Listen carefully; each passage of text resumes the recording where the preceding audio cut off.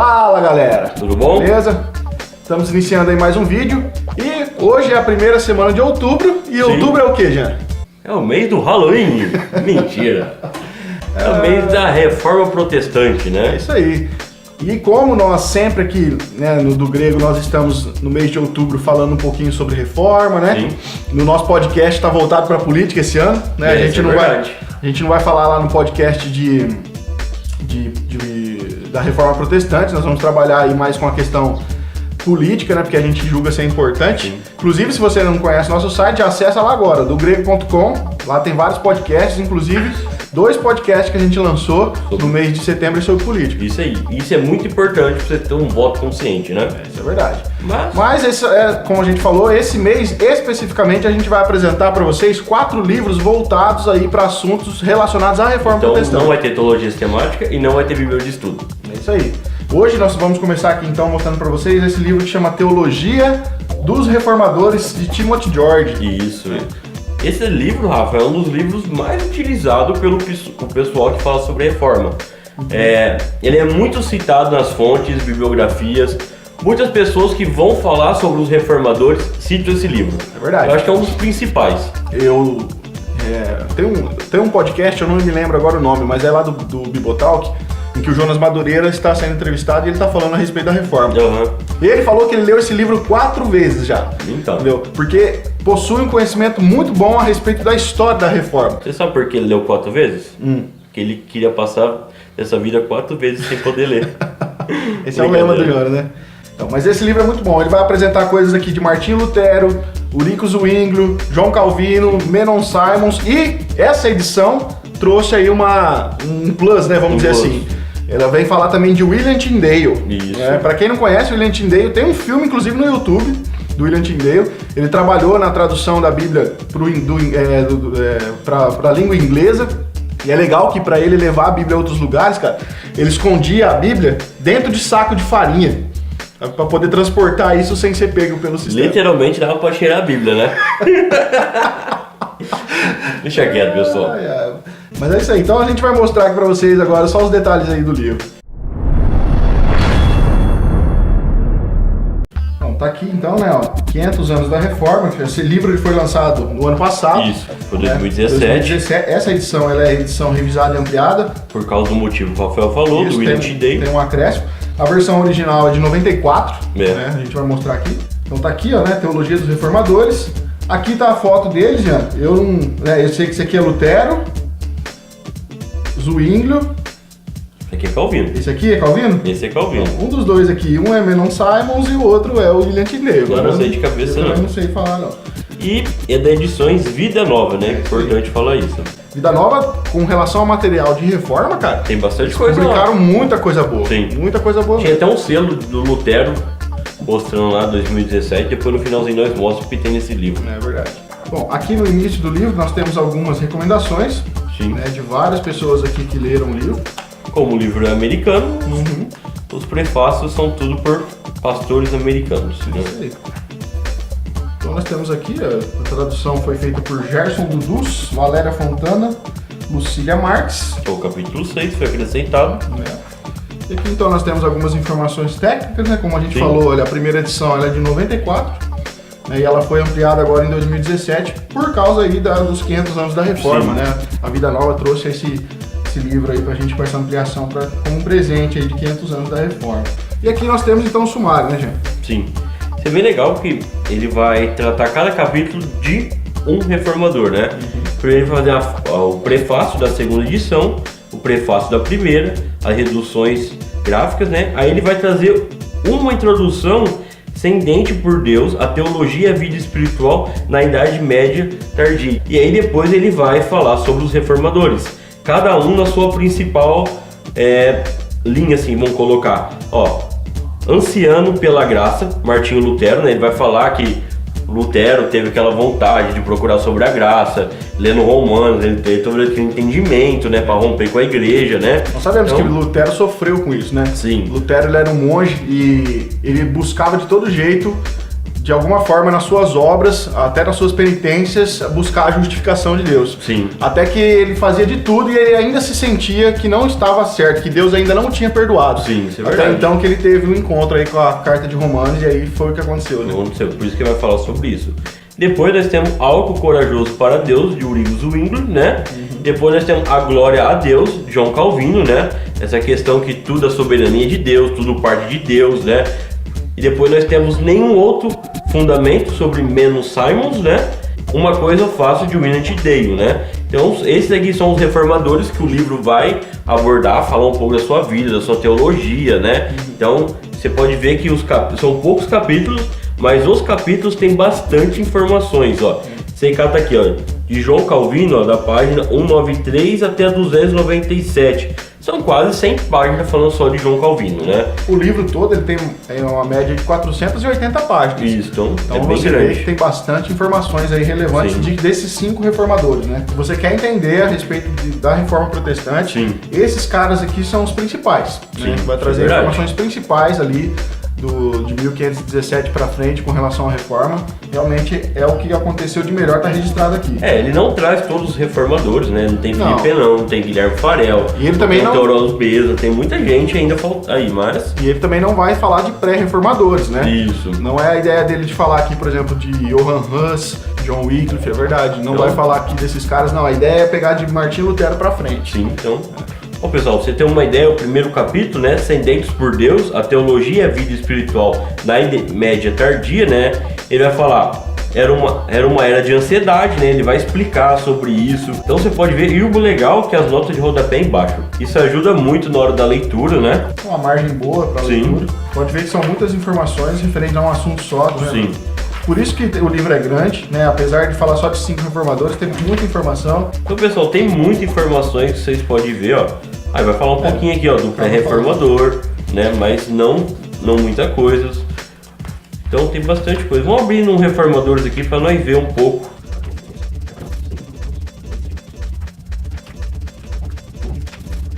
Não, aqui no capítulo 4, fala sobre João Calvino, né? Traz a fotinha dele aqui, né?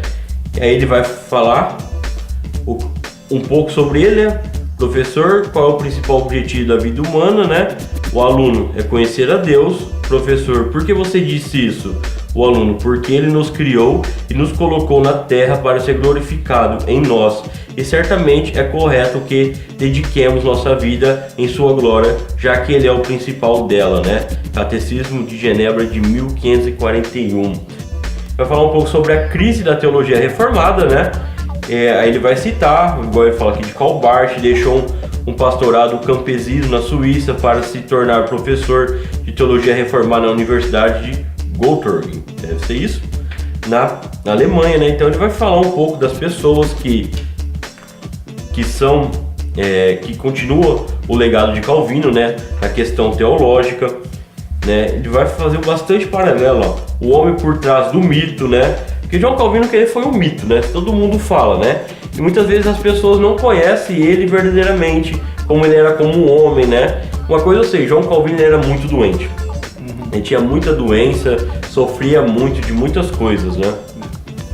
Muita gente quando fala de calvinismo, né? Na verdade essa expressão tem nada a ver às vezes com o próprio reformador. Sim, isso é verdade. É um grupo posterior à vida dele que depois acabou criando esse movimento, mas João Calvino contribuiu muito mais para a vida da igreja do que só na parte soteriológica. Isso é verdade. Todo mundo, quando vai falar de Calvino, de João Calvino, calvinismo, já pensa nos 5 pontos. E reduz o sistema todo a isso, sabe? Isso é um erro grotesco.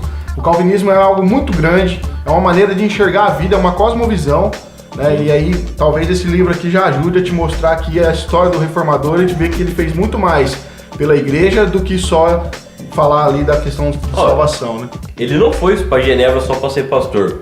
Ele fundou a universidade, ajudou na administração da igreja, ajudou nas escolas, no hospital. Então, tipo assim, ele fez muita coisa, ele revolucionou Genebra, na verdade, né? Aqui vai contar um pouco sobre a preparação de Calvino, né? O que ele se dedicava, né? Primeiro ele tentou ser advogado, porque o pai queria, depois, com a morte do seu pai, ele foi tentar ser humanista e depois Deus foi lá e chamou ele para a questão pastorado, né? Aqui vai contar um pouco sobre a conversão de Calvino, né? Contando toda essa história Então tem bastante informação aqui para vocês conhecerem um pouco mais sobre os reformadores, né? Aqui vai contar um pouco sobre a vocação de Calvino, para ele ser pastor, né? Tem então uma história que é bem legal, porque Guilherme Farel, né? Calvino estava fugindo da França, né? E Guilherme Farel falou para ele que se ele saísse de Genebra, Deus ia ficar muito triste com isso. E ele tinha tanto medo de Deus, né? E tinha medo de morrer, que ele foi lá e ficou em Genebra, né? Aqui tem uma seção para falar dos escritos de Calvino. É claro que vão falar das institutas. Ele escreveu várias cartas a vários reis também, a vários príncipes da época ali, mas na verdade Calvino tem uma obra magna que é chamada As Institutas. A gente vai apresentar ela aqui no canal ainda para vocês, né, na questão de teologia sistemática a gente já vai mostrar, mas Calvino deixou um legado muito grande na área literária também. Isso é verdade. Ele comentou quase todos os livros da Bíblia, né? Sim. Infelizmente no Brasil não tem um comentário de quase todos, mas tem bastante livros, né? E o mais principal é as Institutas e os comentários de Salmos, né? Aqui o capítulo sobre Menon Simons. Lembrando que Zwinglio, Martinho Lutero e o reformador João Calvino, eles fazem parte da reforma magisterial, que é conhecida na história, né? Já Menon Simons não, ele faz parte aqui da reforma radical. Sim. Existe uma diferença entre essa questão da magisterial e da radical. Isso é explicado muito bem também naquele livro do Franklin Ferreira, Sim. que é Os Pilares da Reforma. É um livro que ele lançou também no ano passado, e homenageando os 500 anos da Reforma, também é muito bom. Aqui, a Reforma Radical foi um tremendo movimento de renovação espiritual e eclesiástica que ficou à margem das importantes igrejas territoriais, a católica e a protestante, durante a grande convulsão religiosa do século XVI, né? E aqui ele vai desenvolver toda essa história na qual entra aí Menon Simons, né? Como último aqui, nós temos também, como já falamos, o William Tyndale. William Tyndale aqui é o último capítulo, esse é o capítulo adicional dessa edição. Sim. Então se você tem a versão antiga, não tem esse capítulo. Não tem. Aí vai falar um pouquinho aqui antes de Tyndale, um estudioso em fuga. Aí vai contar aquela história que eu estava contando para vocês aqui a respeito da tradução da Bíblia e do transporte aí que ele fazia, vamos dizer aí, contrabando bíblico. Né? No meio da farinha. Né? Falando um pouquinho aqui do remédio da escritura. O legal é que os reformadores, os pré-reformadores, lutavam para que a população tinha a Bíblia na mão. Sim. Né? E hoje muitas vezes nós temos 200 traduções, né? Bíblia de tudo que é tamanho, de qualquer jeito, de toda cor, e nós não damos valor para a Bíblia hoje, no nosso século, né? É verdade. Muitas pessoas morreram para você ter a Bíblia aí na sua prateleira. E muitas vezes nós não damos esse valor para a Bíblia hoje, né? Sim. Infelizmente. Na época da Reforma, os reformadores entendiam que a leitura da Bíblia não deveria ficar só restrita ao clero, né? Sim. Ela precisava passar para o pessoal do campo, para aquele pessoal mais que não tinha acesso talvez ao latim. Então por isso que a Bíblia foi traduzida ali na Reforma por vários idiomas, justamente para que a informação bíblica chegasse a outras pessoas aí, né?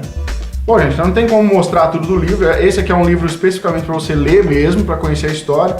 Aqui atrás, olha, fala um pouquinho sobre o livro, né? Uma imagem integrada e abrangente da teologia cristã da Reforma.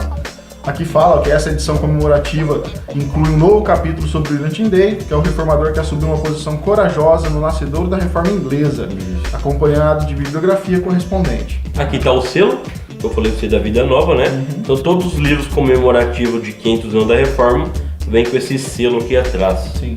Então você vai ter aqui nesta obra, né, o posicionamento teológico desses 5 homens. Sim. Né, explicando cada posicionamento de cada um. E o legal é que ele não traz só questão teológica, ele traz um pouco da história dos reformadores. Isso Sim. É muito legal. É porque tem livros que só traz a teologia, o que o cara acredita, o que o cara pregava. Aí você não sabe mais ou menos como ele chegou naquilo, o que ele fez, qual foi a vida dele anteriormente. Então esse livro é bem legal por causa disso, né? É isso aí. Então o link para você adquirir esse livro vai estar aqui na descrição desse vídeo. Compre o seu, porque é importante, além, como o Jean já falou, além da história, você vai ficar sabendo aí da posição teológica de cada um aqui Sim. dos informadores, tá? Não se esqueça, pessoal, de se inscrever no nosso canal. Se você não está inscrito aí, você se inscreva agora, clica no sininho para receber as notificações. Dá um like nesse vídeo, porque é importante, porque isso nos traz engajamento aqui no YouTube. Tá? Se você não conhece o nosso site, já falei no começo, né, do grego.com, visita lá porque a gente tem vários podcasts. Caso você não queira comentar aqui abaixo, é importante que você comente, porque os comentários geram esse diálogo entre nós e vocês, tá? A gente agradece vocês que estão comentando, que estão curtindo, mas se você quiser comentar em modo privado, tem um jeito também, né, Jean? Sim, você pode mandar um e-mail para nós, que é podcast@dogrego.com, né? Você pode ter toda a liberdade lá de perguntar algumas coisas, né? Talvez você tenha alguma dúvida e tenha vergonha de se expor. E até a próxima aí com mais um livro sobre a Reforma Protestante.